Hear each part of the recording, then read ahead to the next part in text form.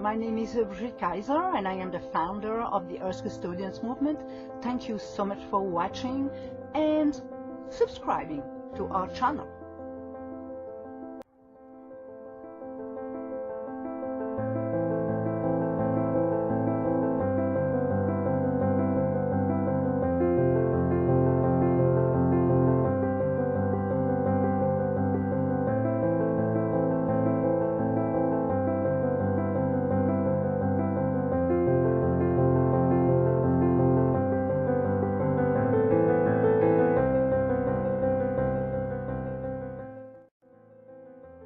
The MIT Technology Review recently published an article titled "If You Are So Smart, Why Aren't You Rich?" Turns out it is just chance, and goes on reading that the distribution of wealth follows a well-known pattern. 80% of the wealth is owned by 20% of the people. The distribution of wealth is among the most controversial because of the issues it raises about fairness and merit. So now let's listen to what the 20% ironically say about college degrees. There's no need even to have a college degree at all, or even high school. I mean, if somebody graduated from a great university, that may be an indication that they will be capable of great things, but it's not necessarily the case. But why do we put so much faith in college degrees then?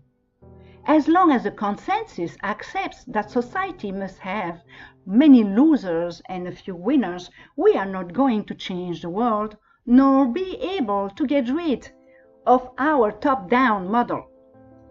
It is becoming increasingly clear that billionaires and millionaires got very rich via their multinationals that have extracted most wealth while generating the worst levels of pollution ever and selling the erosion of materialism to the masses. MIT continues, the conventional answer is that we live in a meritocracy in which people are rewarded for their talent, intelligence, efforts, and so on. Although a healthy dose of luck can play a role, so MIT acknowledges that the luck of having special connections is key.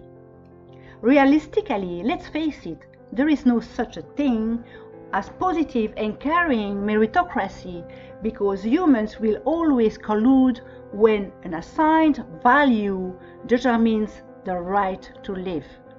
The value of nature does not vary, as nature's only goal is to achieve equilibrium in order to give indiscriminately.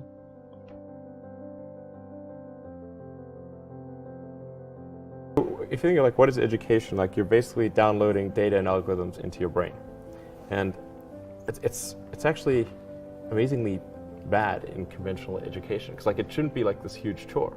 The luck of being wealthy increases the luck of earning more, so it does mean that the luck factor can be skewed. According to MIT, again, numerous studies have shown that the wealthiest people are generally not the most talented by any stretch. Yet it is what meritocracy is all about. The right to own more because of connections. Degrees are unimportant in the big picture. They are a facade.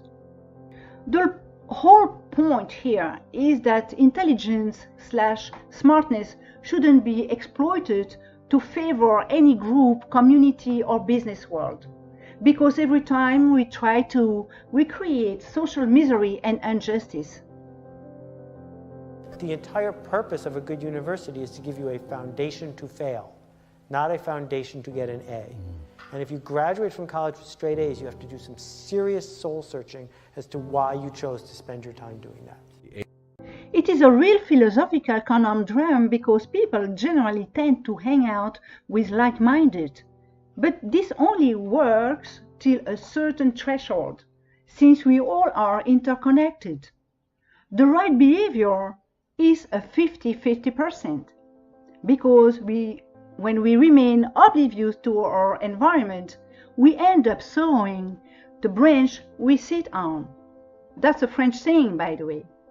Nature has made sure that everything must remain perpetually balanced, and our attention as well. It isn't necessary to pay $30,000 or $35,000 a year to go to some big name school to get the education at all. So that learning should come from the mistake, not punishment, because you're teaching people not to make mistakes. Where's where the learning comes from, not the appreciation that if you keep doing this over and over again, you're going to keep encountering the same outcomes. Nature, the laws of creation, must therefore become our philosophical template. That's the only way to see where the truth lies, after all. And we must respect that law. Monetarism, fueling profit-seeking, disturbs this balance, as we all can see now.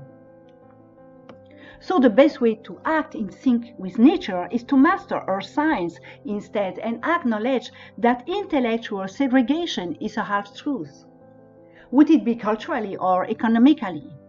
The absolute bottom line is that we all are humans, living on the same planet whose ecosystem has been gravely endangered as a result of irreconcilable philosophical flaws that have been with us since the dawn of time.